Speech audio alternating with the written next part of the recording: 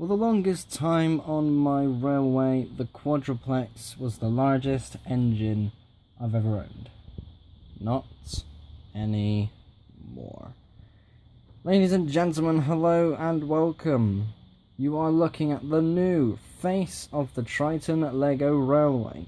This is a Quintuplex. Quadruplex, obviously quad meaning 4, had 4 driving units.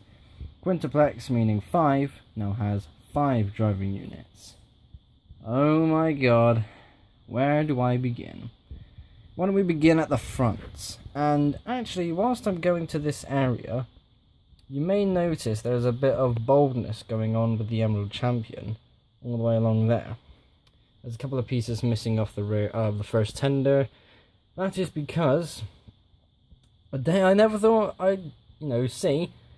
I took parts off the Emerald Champion to put on another engine.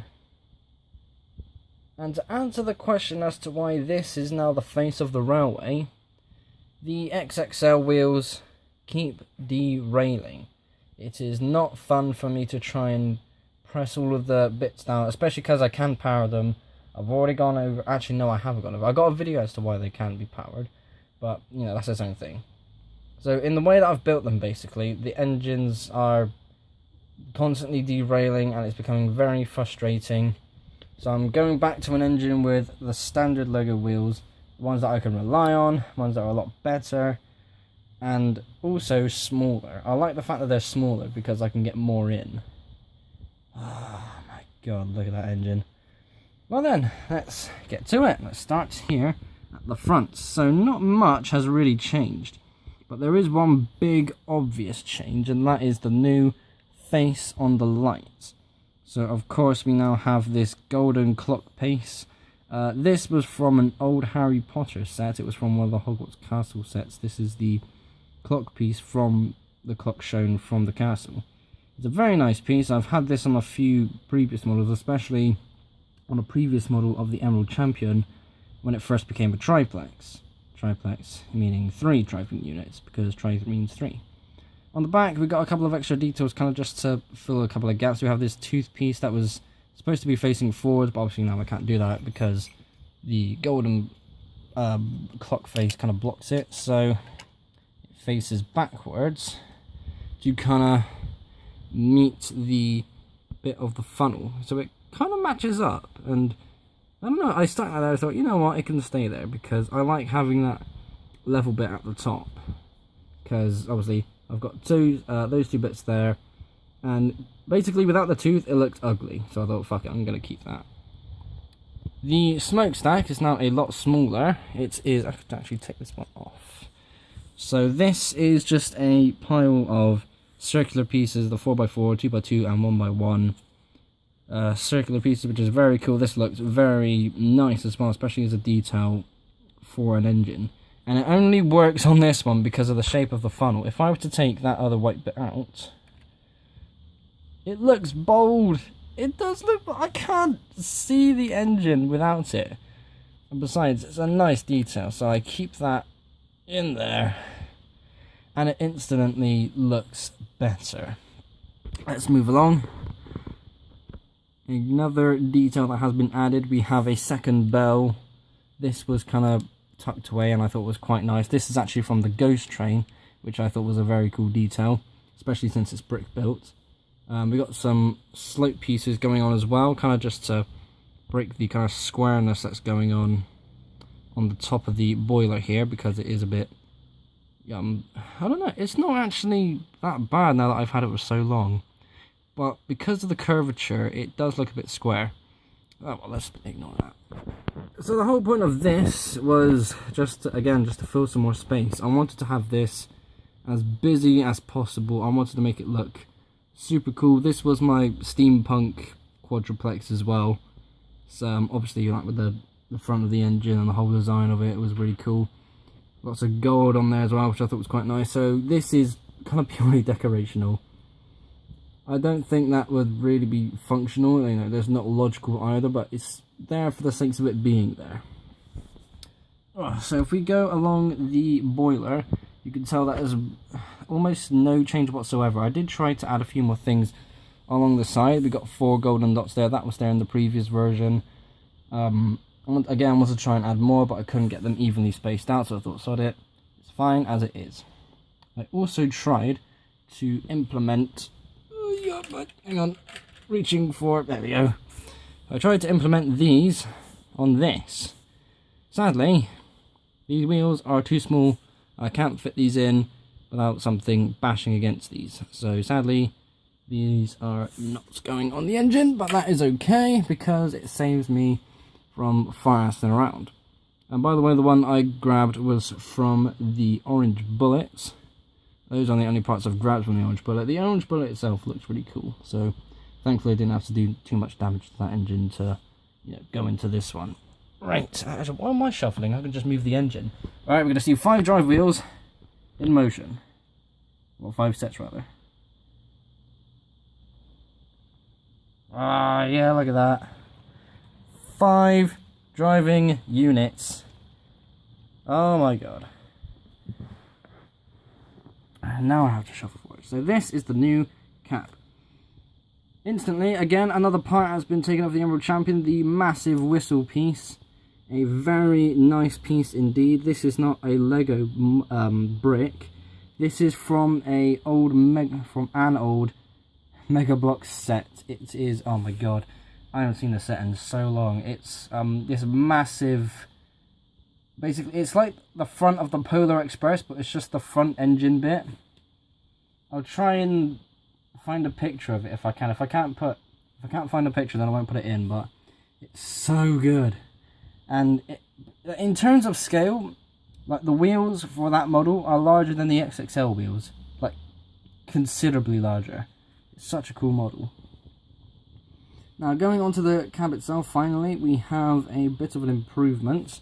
First of all, I've got rid of that chicken Christmas that was blocking the roof of the cab, so it's actually a lot more open. I'll take that bit off actually. It is removable. Not like super carefully, but yeah, carefully removable. There's no like special stuff so you can just stick it on those. It's weak enough where you can just peel it off. So we have a look inside. We have the kind of like the railway owner. You make sure this thing is working properly. We have our main driver. We have like our fireman of the cab, I suppose. And inside there, we kind of have a uniform going on, but at the same time, there's only 2 people that I have with this Lego train uniform. I'll get to that in a moment. So the cab used to be 8 studs long. It is now 12. Oh my god, that completely reminds me of something. Just looking at these pieces, I took apart my custom holiday winter train. The big one, where I took 2 of the 2016 holiday trains and merged them into one big one. The whole, literally, it's because of that engine this exists. I took those wheels, these are literally from that train. I shoved them there. I literally pushed those that way, pushed those that way, made the tender a little bit longer, and stuck those wheels there. That's the sole, like, oh my god. But the thing is, I'm so upset with myself because I didn't need to take apart the entire engine. I just needed the wheels. Can I go find those parts? Oh no, no, I can't find them. They're going to be scattered around. But yeah, that winter train is no longer with us. RIP and peace train. But don't worry, the parts were put to good use. Oh yeah, they were. I did actually take more parts than just the wheels, actually, because you've got some of these golden rods here. There was quite a few golden rod pieces that I nicked, and just to skip forward a bit as well, on the side of the boiler of the Christmas train are these little golden details where it's like a cup, a cone piece, and then that rod again. It does look quite good on the side of the boiler of that engine, and it was a nice detail, so I nicked it and put it to the bigger engine. So with the idea of extending the cab, I wanted to try and put more of these on, but the problem is these are the only 4 bricks of this kind that I have. All 4 were bought off Bricklink when I first turned this into a full proper quadruplex, and I don't have any more. So I thought, what am I going to do? And with this coming in, it was actually quite good because I can now use these tiny 1x4 little fence pieces, which are quite nice. I've got a ton of those in yellow going on the side of the Greyhound. And that's an engine I haven't touched in a very long time. So yeah, we have our team going on inside. There's actually not much detail in there, it's just a blank wall. And it was, I genuinely tried to, so if I shuffle him out of the way, so that is just a blank black wall. I did try to put like a firebox thing, like I've got in there. You can't actually see that. Actually you can, because I loosened the roof. So I nicked all those details. This took a hell of a long time as well. I nicked all of those details in an attempt to just shove that in there. But because of the way I've built the engine, I just couldn't do it. I was so frustrated. That was like an entire 2-hour session, changing everything and putting the bricks in place only for it to not work. Oh well. That's Lego for you. So that's kind of like the first third of the engine, because of course it has 2 tenders. The first section of the engine done and done. It is very much to say there's only a few minor changes, obviously with the extra bits just added on there and a little extension to the cab. So with that, there's not much going on. Let's have a look at the roof itself, seeing as I took it off. So we have a massive gap in the window. I can actually stick my finger through it, which is really cool. That was just a bunch of black 2x whatever bricks just to fill the gap. It didn't really look really good because it was like a transparent piece, covered up, transparent piece. But it may as well just be completely transparent. And sadly, I couldn't get a hold of any appropriate bricks to keep across here. Besides, on the bottom, there's not exactly anything for them to grip a hold of. So I thought, you know what, just keep it open. Ooh, looks better. And some golden details for the 6 of them being there. So let's get that roof back on. Carefully now. Come on, you bugger. This is why I don't like taking my engines apart. I've built them so stupidly I can't put them back together. Right, give me a sec. There we are, it's on, it's good. Now, with that one on, I took the other one off in preparation for the first tender. Massive, massive improvements. A lot longer, a lot wider. This is now almost completely 8 wide. I have gone into a 6 wide kind of, what would you call that? Not a curve, but it kind of dips into 6 wide. Like this sort of detail here, but I instead put that onto the end of the first tender because I think that just looks smoother. Plus, I don't want to fuck around with all this mess here because that is its own mess. I don't want to sort out with that. I had more fun changing all of this, so I thought that's going to be good. So this looks absolutely incredible. So we have 2 uniformed workers. Look at them. Hang on, let me focus. Now you can look at them. No, not quite. There we go. It's kind of hard to do it with one hand. So uniformed workers look like an absolute tank. Well, it has to be quite beefy if it's going to be a tank. Actually, yeah, this is a tank, so sure, let's go with that. Logic at the Triton Lego Railway. So yeah, this is one of the workers that kind of manages the second set of driving units, because I believe in some logic to my madness, you know, when it comes to making these engines.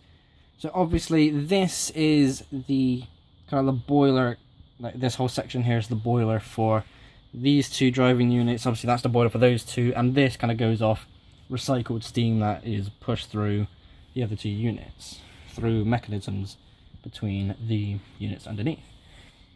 This is the funnel, and this obviously uses the remaining curved parts from the first funnel. It's not identical in terms of build. Actually, it kind of is.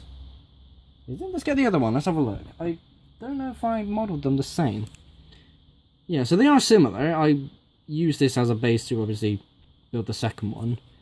But they're not identical, so that's a good thing as well. If it looks identical, it'll look a bit more boring. So, sorry, I'm trying to do things cack-handed. Right, back to this. So obviously, less parts, but that's not bad. So just chuck that back on there, and it does look absolutely astonishing.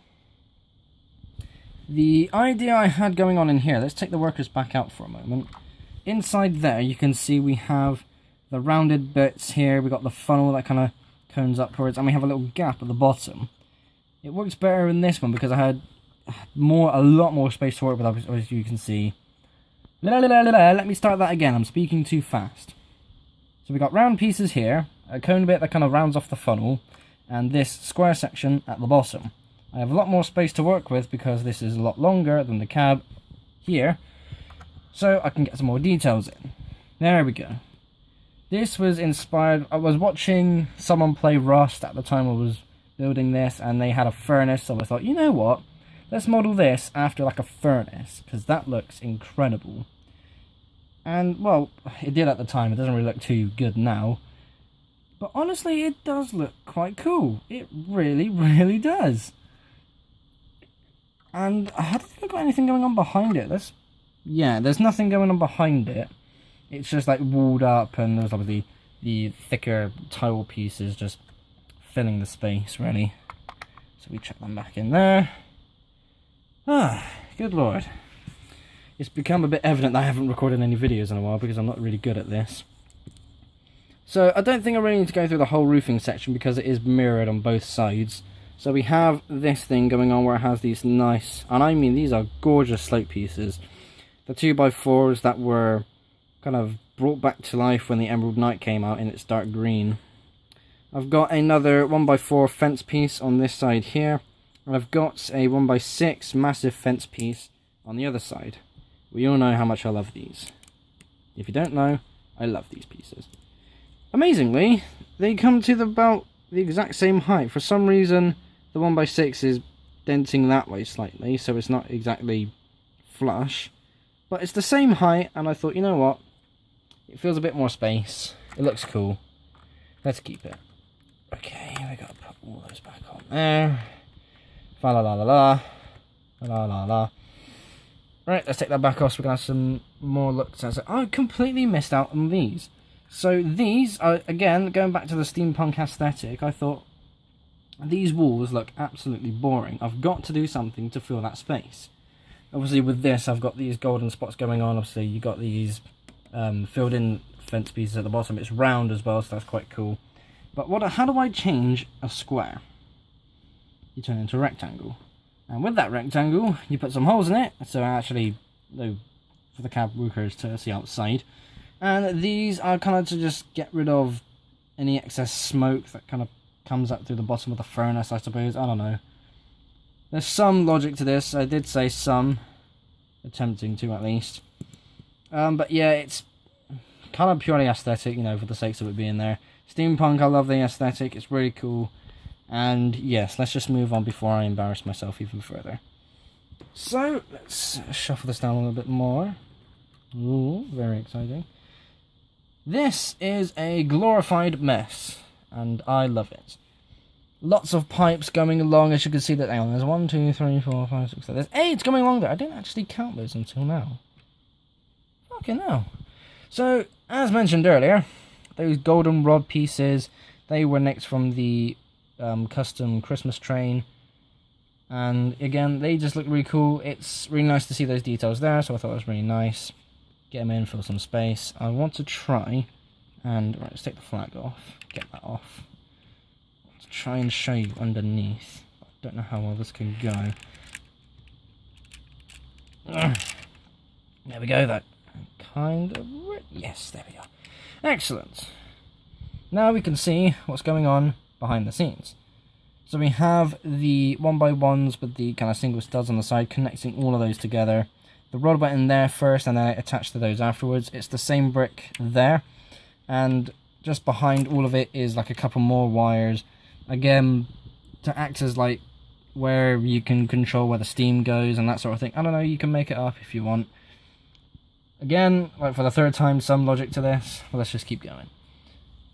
This is, again, these are some of the parts that I nicked from the Emerald Champion. These are the rods that originally went across there. That's what they looked like originally, obviously with a 1x1 on the end.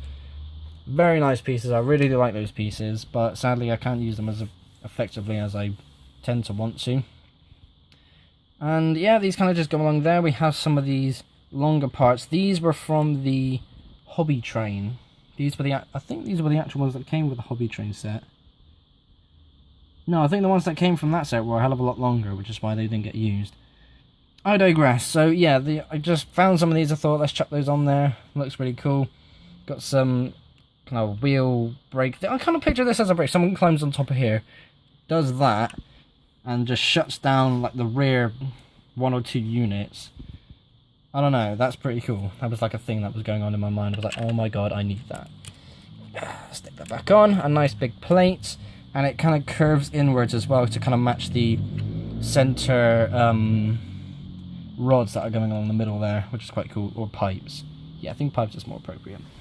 Again, we have a flag because I love my flags, and like on the Blue Guardian, I have one of these, which is like a fin or spoiler, whatever you want to call it. I think spoiler is more appropriate. Let's go with spoiler. Why not? More evidence to show that I haven't been recording videos in a long time. Anyway, right, I now have to physically shuffle myself this way because I've run out of track. That's okay. We now move on to the second tender. Come on, you damn camera, focus. There we go. So one thing I can actually start off by doing is look at how they are connected. So this is a 1x7 Technic bar that is connected to two old buffers. These are the ones that you had to put the magnets in manually. So as you can see there, there's a hole in it.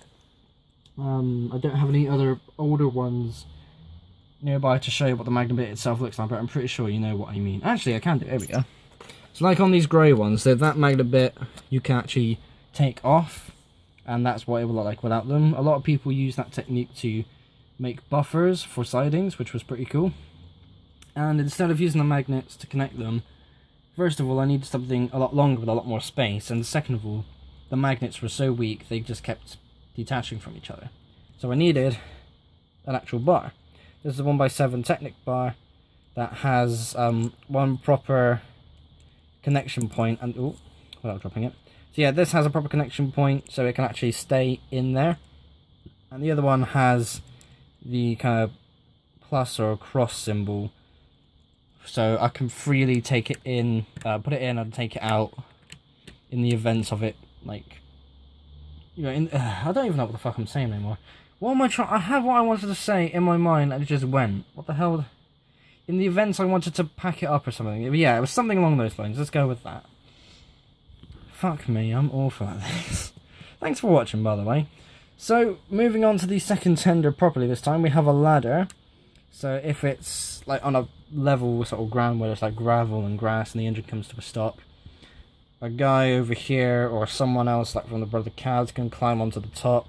We have a light here, which is, this was an older piece from, this is actually from the Toy Story train set that came out years ago. Yeah, it was a good little detail piece, so I thought, you know what, I have to try and put that somewhere. And logic says, shove it on the rear tender. It kind of would make sense if it was facing that way, but the light is facing that way. Oh well. We have these gate pieces as well. There's a couple of these in the hobby train set as well, but I saw these with two sort of like light pieces on the bottom, and that was from an Atlantis. Like the Lego Atlantis sets years ago were amazing. There was like a polybag sort of little hand diver kit thing that had a couple of these on it, so I thought, you know what, get some golden pieces on the bottom, stick them there, that'll look really good. And it does, to me. Two cranes, because why not? This is the original one that was in the previous version that has stuck around for a very long time. This nearly came off of this engine and went onto the White Medallion, which you can see back there. Disaster of an engine. But I thought, I want to keep it. Obviously steampunk and all that mess put to the side. Got to keep it because it looks really cool. And I found this all built up as it is. Just going across some one of my old like special parts boxes. I saw this and I thought, you know what, I've got to chuck that on. I don't care about, you know, I've already got a crane, I don't care, let's have a second one, because why not? This one you can actually use, which is really cool. That has a winch there, so it allows the hook to go up and down. But for now, it actually has a chain that I installed just to keep the hooks attached to that, so when I'm moving it around, they won't, you know, wobble as much, because there's moments when I'm moving the engine around, and I find that the crane arm is like all the way around here, which is a bit annoying. The kind of station itself isn't actually different. There's only like that one golden detail piece, a couple more like 1x1 circular golden bricks just to replace a couple of boring black ones. And on the back, I've actually done quite a good job of this. I'm so pleased with myself. This is a new funnel that was attached, and it was, I wanted to put this in like the middle of the first boiler at the front of the engine, so somewhere like here. But I just didn't like the look of it, so I kept that design, and tried to fit this in somewhere else. And ultimately, it was at the back of the second tender. Good lord. Just behind that, as you can see, there is a 1x4 tile panel with some details on it, like controls. And I thought it'd be a nice touch, you know, for the sake of like extra assistance with the crane or whatever else. There was going to be another seat, so someone would sit there and use that crane. But that's like for its own update, I suppose. There's not a lot of space to work with, so yeah. We have some other kind of like pump pieces, I suppose you would call these, I don't know. They were there and I stuck them onto the side. They kind of matched the side of the wall there, and I kind of had this ladder thing, so I thought let's just keep it there, and that looks nice. And this is, ideally I wanted this to be a little bit longer, but I couldn't find a piece that was long enough. So this is actually supposed to be, come on camera, you piece of shit camera, come on! Fuck me, sorry about this. Right, I think that's as nice as it'll let me go. So the idea is that the camera, the guy here, in the event of a crash or an emergency, jumps out, turns this, and the pipe here is supposed to be connected to these wheels, and those are supposed to be the brakes for those wheels. It's like an extra set of brakes, which I think was pretty cool. And I've just brought out the buffers along the back by a little bit more. We still have that red light brick there. And again, some more fencing details just to make it look a little nicer. Let's actually take that off and have a look, because this is quite nice actually. So it's the 1x6 really short fence, followed by the tidier round one that you see like the front of diesels, and it's all just been puckered up to look really, really nice. Let's chuck that back on there, and that is it. Oh my god, it took half an hour to review the Quintuplex. Good lord. That's actually quite amazing. I'm actually happy with that. Oh, that means I covered a lot. So let's get this thing to focus. We bring the engine out onto camera one more time. Look at those fucking wheels. Ah, that's so good. I don't care who you are. That looks amazing. Right, shuffle back over here. One last view. There we go. Big Red, the Quintuplex. 5 driving units. So what's that? That's 6 per unit. That's 30 drive wheels altogether. My god, like, this is a passing of the torch if I've ever seen one. From Emerald Champion to Big Red. This engine, fuck me, there's 3 engines I've always struggled with. Emerald Champion, as we all know, has its own history of going through many changes. Multiple ideas. The Greyhound was an engine I've wanted to build up and had its own struggles, but when the Quadruplex came around, that was cool that I was able to finally build a proper grey engine. But Big Red is the most frustrating of them all, because red is an interesting colour to work with. It's easy because there's loads of red bricks, but it's difficult because you can't really style it correctly. But at long last, it's got the break it deserves. Half an hour, fucking hell. That'll do me, so thank you all ever so much for watching. Be sure to like and subscribe if you haven't already. I will see you all in the next episode. Ooh, just before I sign off actually, I've got a special plan that I'm about to do after I finish recording this video. I'm going to go into another room and make the action video for this. That is going to be very exciting. So, I'll see you then. Bye.